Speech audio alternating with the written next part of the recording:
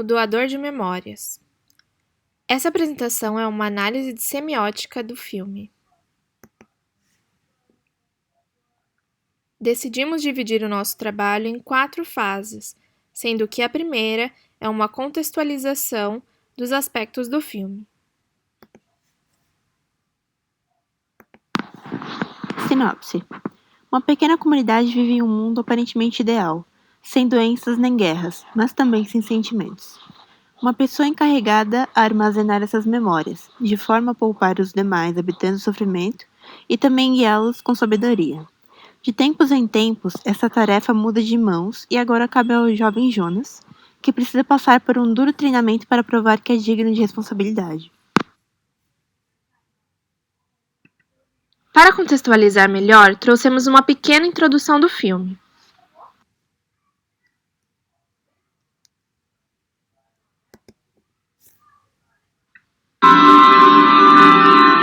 Das cinzas da ruína, as comunidades foram construídas, protegidas pela fronteira.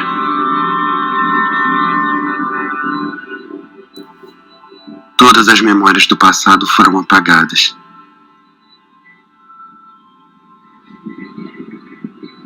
Depois da ruína, começamos do zero, criando uma nova sociedade, uma com igualdade de verdade. As regras foram os pilares dessa igualdade. Aprendemos elas quando somos crianças novas. Regras tipo: usar a precisão de linguagem, usar as roupas designadas, tomar sua medicação da manhã, injetado, obedecer ao toque de recolher, nunca mentir.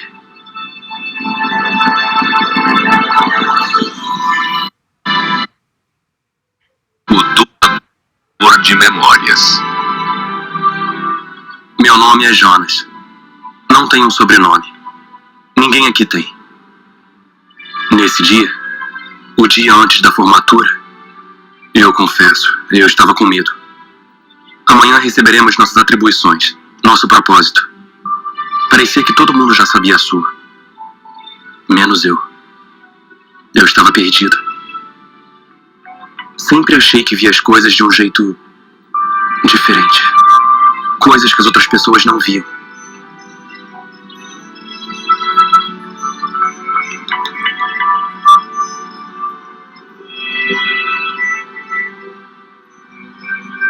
Eu nunca falei nada. Não queria ser diferente. Quem iria querer? Jonas! Peço desculpas pelo atraso. Fomos dar adeus ao instrutor. Aceito suas desculpas. Eu não... Asher e Fiona. Somos amigos desde sempre. Asher era o garoto que fazia todo mundo rir. Fiona, bom, ela era a garota que fazia todo mundo sorrir. Retira isso! Quem estiver escutando, por favor, não me faça ver esse chanceler de gerenciamento de lixo, por favor! Vivíamos num mundo onde diferenças não eram permitidas. Não existiam o popular, a fama, perdedores ou ganhadores. Nossos anciãos eliminaram tudo isso para não haver conflitos entre nós. Medo, dor, inveja, ódio não existiam como palavras, assim como os sons. Seus ecos foram enviados para o outro lado da história. Me pergunto se deveria pedir desculpas pelo que fiz. Vou deixar que decidam.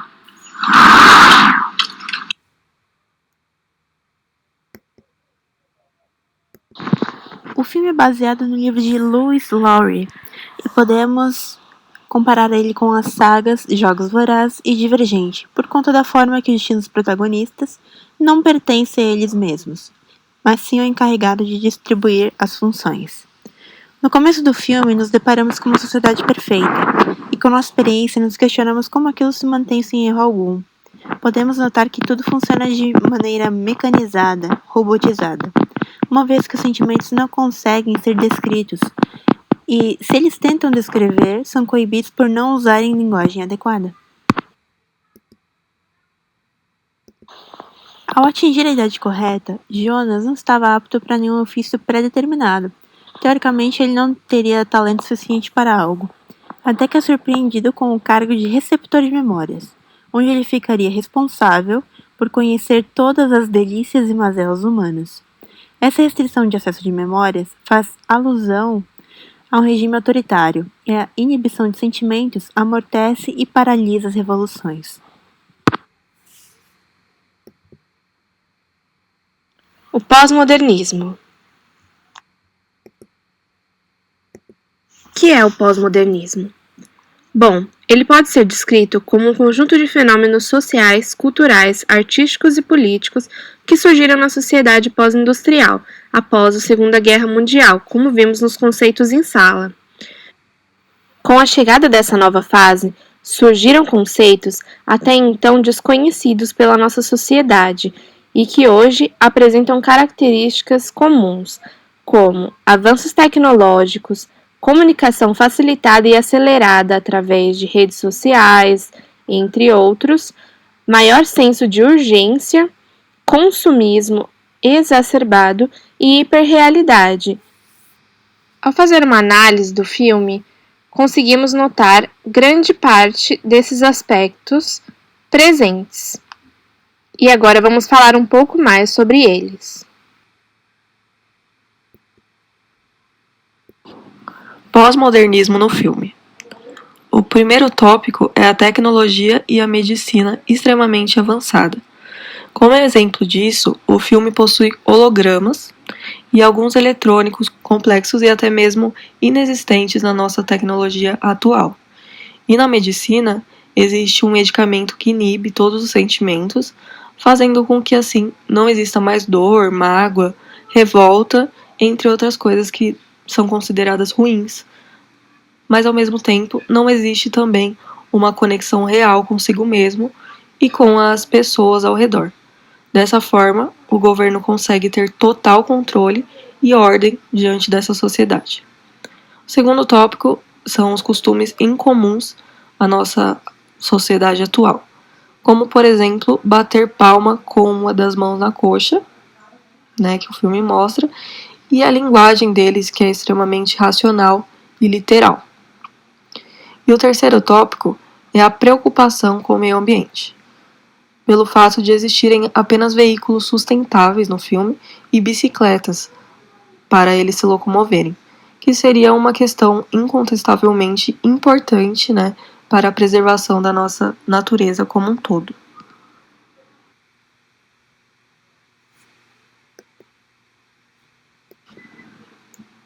O quarto tópico, todos são iguais, não existe diferença.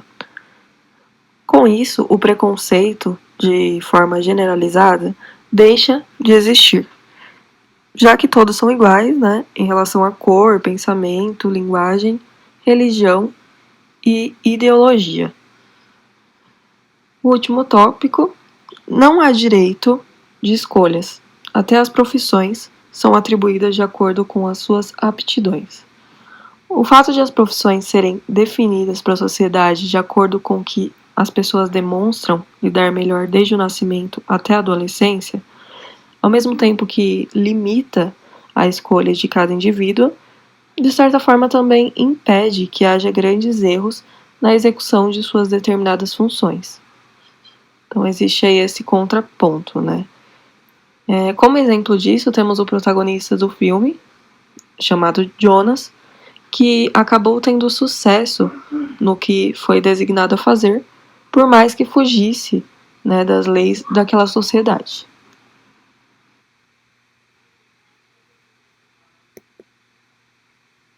Os signos. Signos na visão de Peirce. Utilizando o pensamento de forma lógica, Peirce tinha sua teoria estruturalista baseada em tríades. Um exemplo é o signo, interpretante e o objeto. O signo é qualquer coisa com capacidade de significar algo para alguém. A capacidade de falar sobre algo quando conseguimos entender todos os aspectos, como, por exemplo, uma frase, um som, um contexto.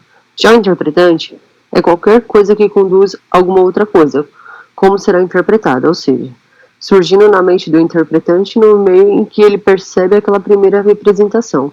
O objeto é a coisa representada, é o algo que iremos analisar.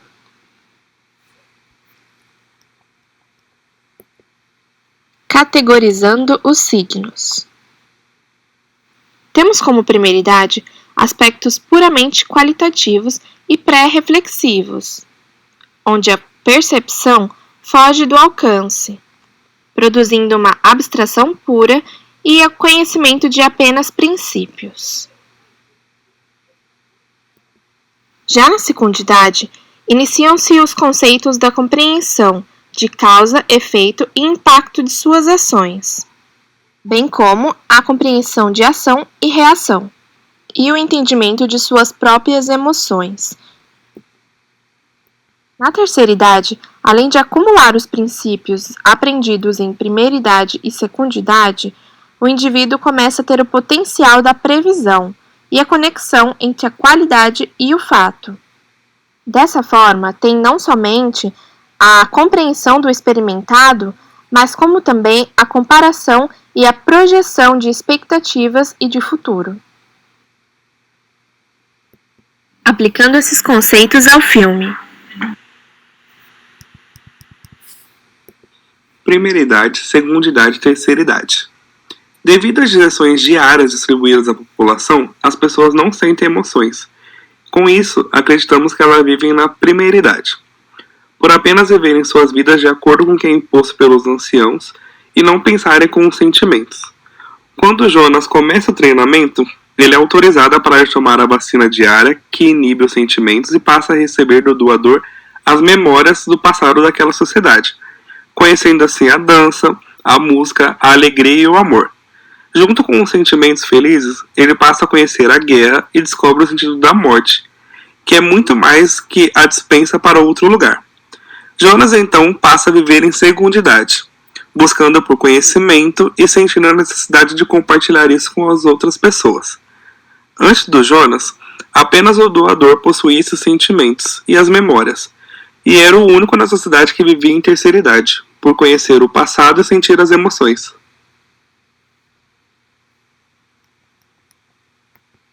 Com tudo isso em mente, conseguimos analisar e identificar no filme diversos signos, e agora vamos falar sobre alguns dos principais deles.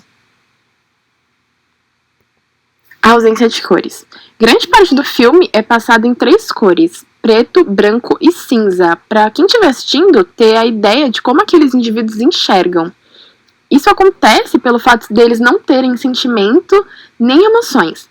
Então, é transpassado desde o início do filme até o momento em que o protagonista, o Jonas, ele começa a receber as suas funções e ele começa a ter as lembranças de forma colorida. A gente consegue entender que o sentimento, a emoção, traz a cor e traz a forma que a gente vê as coisas. A sobrevivência dos mais fortes. O filme traz a eugenia e faz isso de maneira muito clara. Os laboratórios criam os bebês para compor a comunidade e prezam por aqueles que têm os melhores sinais de saúde.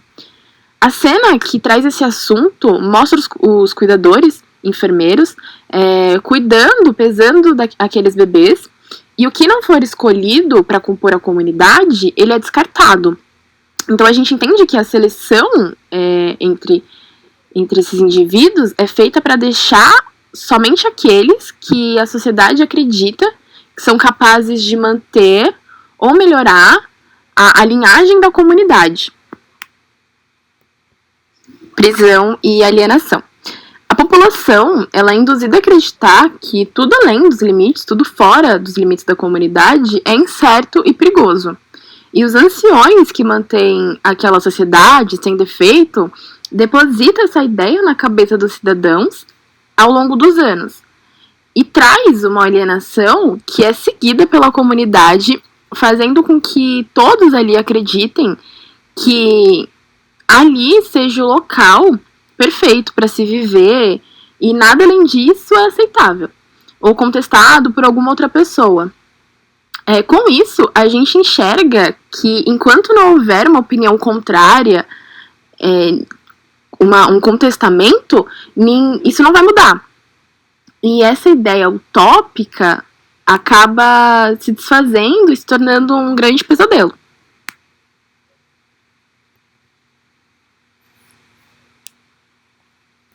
Transmitindo conhecimento.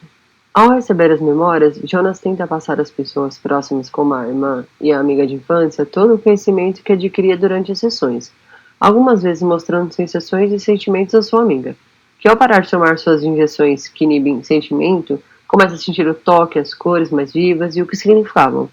Em certa cena, recebe memórias de animais e lembra do objeto que sua irmã tinha, que na verdade era um elefante. Então, quando se refere a esse objeto, ela diz que é um elefante, não apenas um objeto. Precisão de linguagem. Todos eram orientados a utilizar palavras de modo padrão, direto. Uma das cenas, Jonas pergunta ao pai se ele o amava, então ele corrige e orienta a utilizar precisão de linguagem. E logo depois o pai responde: se perguntar se gosto de você, direi sim, ou seja, o amor não tem como explicar ou definir.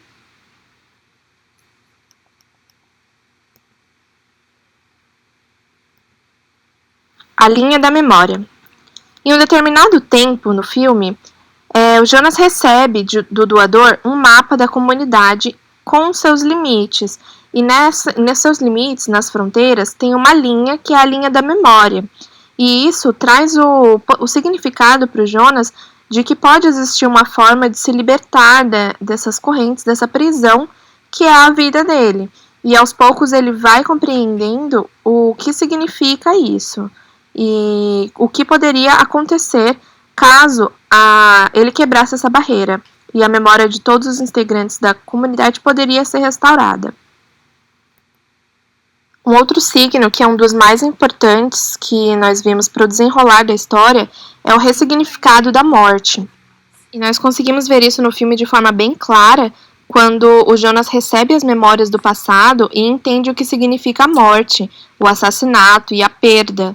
E somado a isso, ele consegue ressignificar o que acontece na sociedade atual deles, que eles chamam de passagem para Alhures, mas na verdade é um assassinato, que eles fazem isso com os bebês que não são aptos, como nós vimos anteriormente, e com os idosos também quando atingem uma certa idade. Então ele percebe que a morte, o assassinato, ele não saiu da sociedade deles, eles apenas deram um novo nome, um novo significado para isso.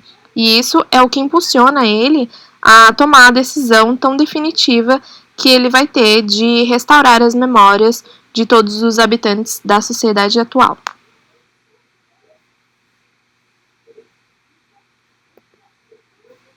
Conclusão.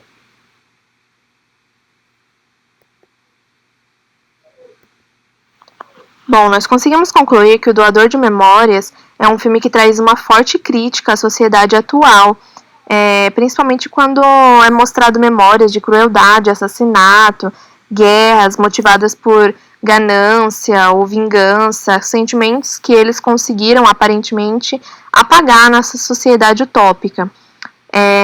Então, com isso vem essa crítica super forte e super recente, atual. E ele traz também uma alusão para nós que o que será que nos torna humanos, o que nos torna reais? Isso são os passados de formas das nossas memórias e dos nossos sentidos, nossos sentimentos e emoções, é o que nos torna quem somos, humanos. E no final das contas, com a decisão dele, nós vemos que não tem como fugir da condição humana.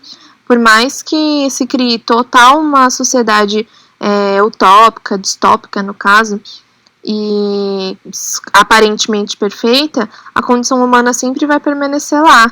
Mesmo coisas como a morte, nós não temos como fugir disso, independente de como ela venha a ser significada. Além de tudo isso, o filme também traz um grande dilema para quem assiste. Será que vale a pena viver nessa racionalidade, de um mundo cinza, sem cores, sem prazeres, sem sentimentos, só para não correr o risco de se ferir, de sentir dor, perda e outros sentimentos também tão característicos humanos? E só para fechar, nós gostaríamos de deixar um questionamento para todos também. Será que a privação do livre-arbítrio é a única opção para vivermos num mundo sem guerras? Bom, pessoal, é isso. Nós agradecemos a atenção de todos e se tiverem alguma dúvida, o momento é esse.